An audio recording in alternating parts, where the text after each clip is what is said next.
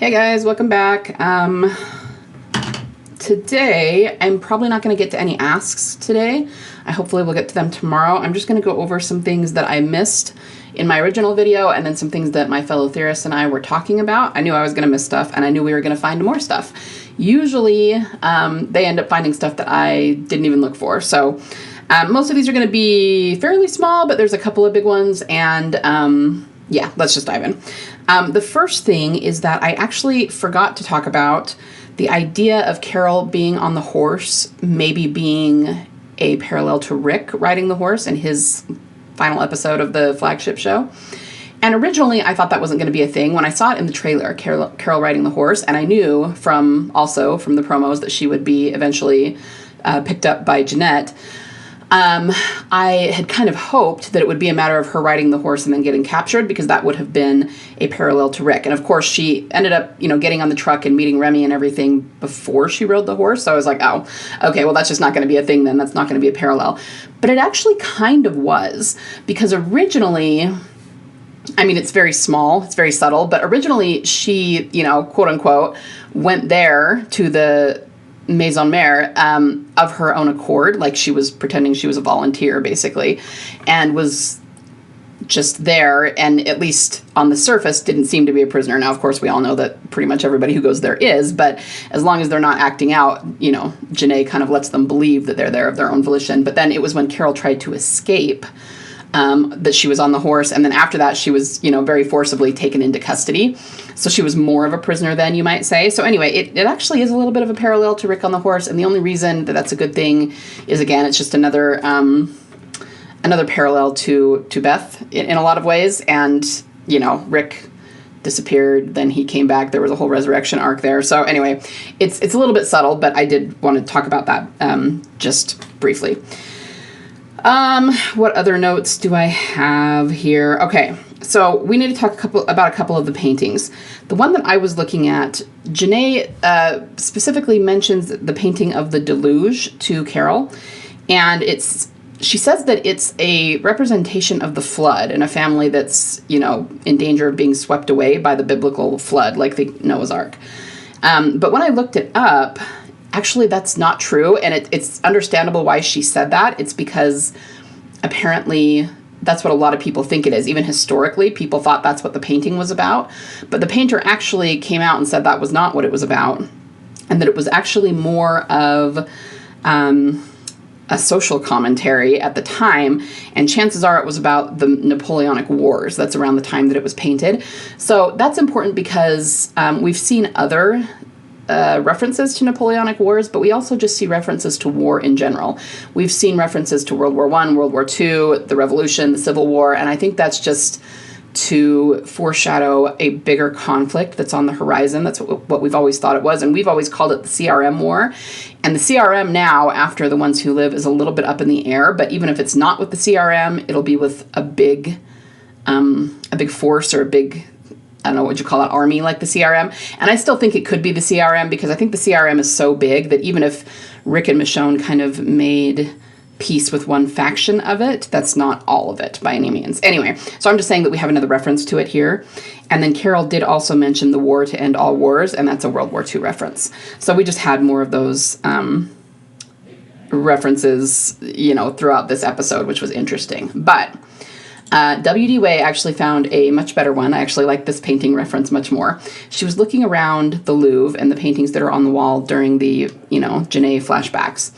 And there's one in particular that looks a little bit like The Last Supper. It's not The Last Supper, so let's be clear about that. But looks like it could be Christ, and he's sitting behind a table, and it just has kind of it's reminiscent of The Last Supper, let's just say that.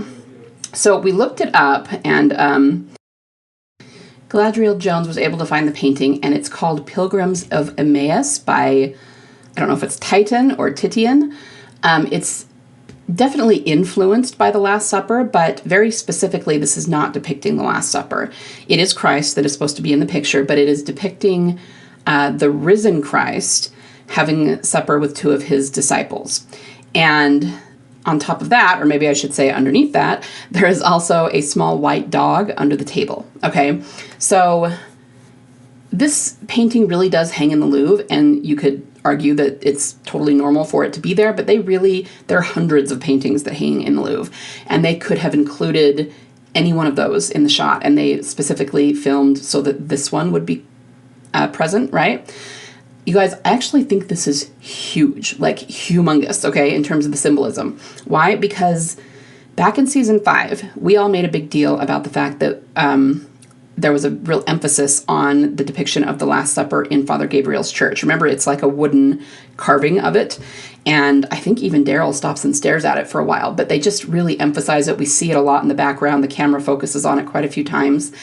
And that, if you think about it, the Last Supper is, by definition, the last meal that Christ had before his crucifixion. Okay, so we also often like to say that because of the cross around her wrist, Coda was the symbolic crucifixion of Beth, who is supposed to be the Christ figure, right? So my point is, that picture in season 5 was not necessarily pointing toward resurrection. There were other things that were trying to tell us that there would be a death and a resurrection. But in terms of the painting itself, it's really the things leading up to the crucifixion, right? It wasn't heavy on the resurrection symbolism. Now, this picture in the Louvre is specifically talking, I mean, it's almost a mirror to the other one, because they're both depicting Christ at a meal, behind a long table. So, and there's influence there. So it's almost like the same or similar painting, only this time it's not about leading up to the crucifixion, it's about resurrection. You see what I mean? And there happens to be a white dog in it. Now, of course, the writers couldn't help that the white dog was there or not, but again, I'm just saying that they chose this particular picture for several reasons. And the white dog is also helpful because it's serious symbolism. So they're telling us that a resurrection is coming, and pretty soon, okay? Somehow, I don't think that resurrection is Jeanette. It's something else, but it's also really important that this is symbolism that's in the Louvre. And I talked about that a little bit in my other video, and I've seen other people talk about it a little bit too. The biggest thing, I'll go over it again briefly, is that in the Last Supper picture, right? With Beth being the Christ figure, then we would put Daryl in the Mary Magdalene space, right, for being that symbol. And specifically in Alone, when they're doing the dinner scene, the famous O scene, they're actually sitting like that. Like, if you look at the way they're sitting, it actually looks like it was sort of patterned after the way Christ and Mary Magdalene are sitting in the Last Supper painting, right? So this is a really big deal. It's a really good catch by W.D. Way, and that made me super excited to see that, because that's so very, very on the nose. And the fact that it's, kind of all bundled up with the Mary Magdalene, Da Vinci, Louvre symbolism too is really, really fantastic. Okay. Oh, another interesting detail about the painting is that it's called Pilgrims of Emmaus. And remember that originally one of the working titles for Daryl Dixon Season 2, before they settled on Book of Carol, was Pilgrim. We saw that in several, behind-the-scenes pictures. What was written on their, I don't know what they're called, the little action sequence things, it said Pilgrim. So that's interesting too. A pilgrim, I kind of said this to my fellow theorists the other day, I've tried to look up the word pilgrim from a religious standpoint several times to kind of connect or try to figure out exactly what they're thinking of when they use that as maybe a title for this season. And, there's a lot of possibilities. Nothing's super jumping out at me as the one or anything. But a pilgrim is often exiled from their own home, which is an obvious way to describe Daryl. But it actually helps a little bit to look up the word pilgrimage. A pilgrimage is a spiritual act of religious devotion where a pilgrim travels to a sacred place with the goal of being closer to God. And I was thinking that maybe the Louvre could represent the sacred place. We haven't seen Daryl go there yet, although we kind of think he still might. We'll have to wait and see. But just because there were so many religious paintings there, so much of the crucifixion and the resurrection, and there's, because there's so many famous medieval and Renaissance paintings there, and very often painters painted about biblical history, right? So I was thinking that could possibly work. And then this is just me floating from thought to thought, trying to figure out the symbolism here. But I started to wonder if maybe the Louvre could represent a tomb or a mausoleum. The idea in the Da Vinci Code is that it is the tomb of Mary Magdalene, supposedly. But, in terms of what happens in the show right now, it doesn't seem that way, because even though Janae and her people were locked inside, they didn't die there. She told Carol that they were locked in for a week before they got out. But if we, and understand this is just conjecture, this is just me thinking about it, but I'm wondering almost if it'll have symbolic ties to the missing 17 days, because we always say that Beth was alive and trapped inside the car, and that may have been that she was put there to keep her from being eaten by walkers. So you could say that it kept her safe. And then after some time, either she got out or somebody came and got her and took her out.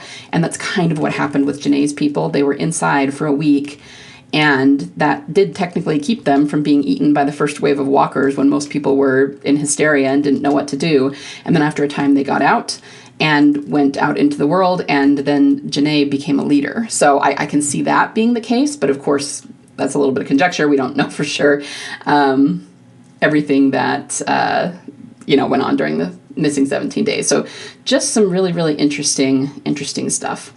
Another thing that we talked about was the whole scene. Obviously, we're going to talk about this a lot, where, Isabelle says, "I love you" to Daryl, and he doesn't say it back. So, we just kind of went back and forth and sussed everything out. And I said before that I wasn't sure that he understood her. But, and I mean, we still don't know for sure whether he did. But basically what my fellow theorists said, and kind of how they're reading it, is that even if he didn't understand the words, that he would have kind of understood her meaning. And specifically that he didn't say it back to her. Now, I'm just going to read you some of what we talked about, some of what my other fellow theorists said, because I actually really love the way that they interpreted this.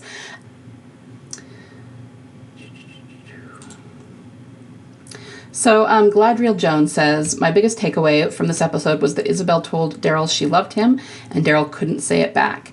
I feel this confirms everything we've discussed, which is that Daryl actually doesn't love Isabelle. He is settling for Isabelle. It is just like Leah, only instead of being sort of dark and twisted, it's chaste and simple. They never get to consummate their relationship. I mean, I'm assuming she'll die before that happens. They never get the chance to live out the dream that Daryl establishes there, imprisoned.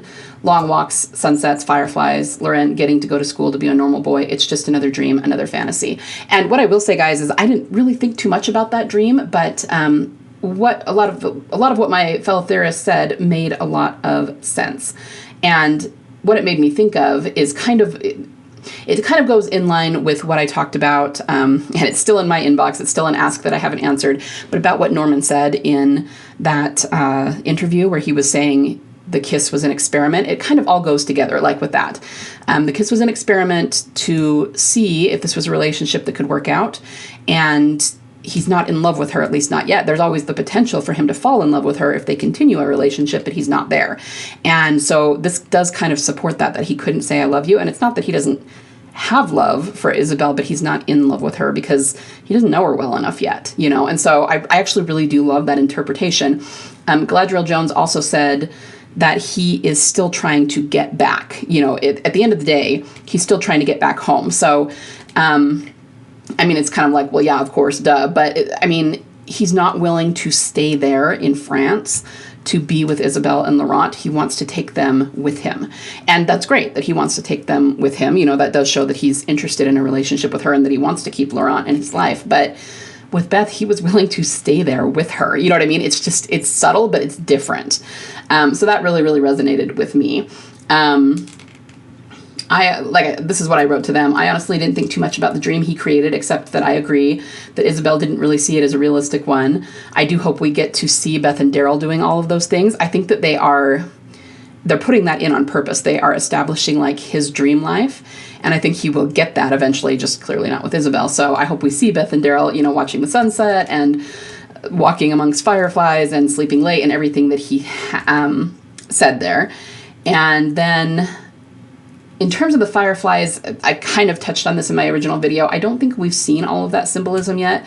I do think it will tie to the green algae in episode 6, but they're also fireflies, fire being the operative word, and so I want to tie them to Beth anyway.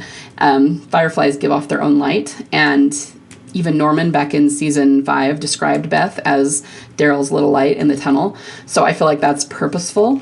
But in terms of the dream, he's sort of painting the life he wanted, I think, with Beth and trying to force Isabelle into it. And I don't mean that in a negative way, like he's being violent or forceful with Isabelle, but he's just trying to say, well, this is the life I want and you can come with me and we'll make that happen. But it's just what I said before. He's also not willing to stay there with her.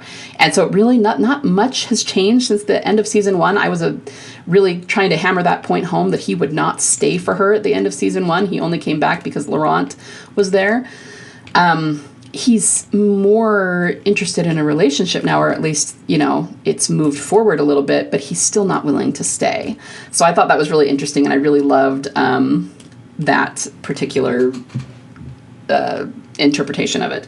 Okay, so just one more note on the Peter Pan symbolism, and then I'll probably call it good for today because I've already been going for 15 minutes. But I will try to get another video up tomorrow or the next day and start doing some asks. So in terms of the Peter Pan stuff, we went back and forth and we're, kind of sussing out the Peter Pan symbolism and who is what in the Peter Pan analogy. Like, is Daryl Peter Pan? Is he more of a lost boy? We don't know. But then it suddenly kind of all clicked for me in a way that it hadn't when I did my first video. And the reason that it clicked for me was because of everything I just said about how, everything that me and my fellow theorists had talked about how Daryl is not in love with Isabelle and couldn't say I love you to her. So I'm just going to read you what I wrote to them. I said, also think about what you've both said about Daryl and Isabelle above. She said, I love you, but he doesn't love her back, at least not romantically. If she dies trying to kill Lo Sang or whatever, hence trying to save them, then she will have died trying to save Daryl, or in other words, Peter Pan. So we were talking about Tinkerbelle, and I don't know why it didn't click for me when I was watching the show. Remember when I said I thought Tinkerbelle was kind of a weird reference for Daryl to make? Suddenly it's making sense why he made it, and it's not because of Daryl, not because Daryl would make a Tinkerbelle reference, but it was because of Isabelle. And when I say that, I mean, from a writing standpoint, Isabelle is Tinkerbelle. Okay, that's why they had them talk about this here.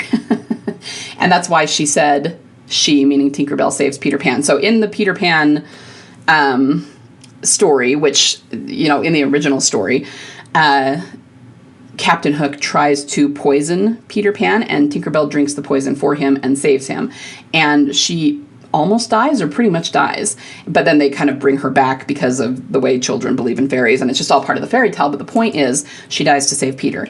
This is why they are putting this here with Isabelle, because Isabelle is Tinkerbelle, and that actually works really well in the analogy, because in Peter Pan, Tinkerbelle was always in love with Peter Pan, but he never felt like that about her. Who did he fall in love with? He fell in love with Wendy. He wanted Wendy, and we've already said before, Beth is Wendy. Beth is the one that's the mother to the lost boys, the mother to the children, took care of baby Judith. You see what I mean? So it really actually works out perfectly, that analogy. And it just sort of came out that way when we were all discussing things yesterday. So I wanted to mention that too, because I thought that was super cool. And I didn't quite get there in my original analysis, but then it all clicked and I was like, oh, okay, Beth is Wendy. And all of a sudden that works across the board. So that's a really cool analogy. And then, of course, there's that song that Beth sings in season 4 about not wanting to grow up. So anyway, like I said, I will stop there for today, but I just wanted to add a few more things in. This episode was so full of great, great things that I absolutely loved. But I will get to your asks hopefully tomorrow. All right. Bye, guys. Talk to you soon.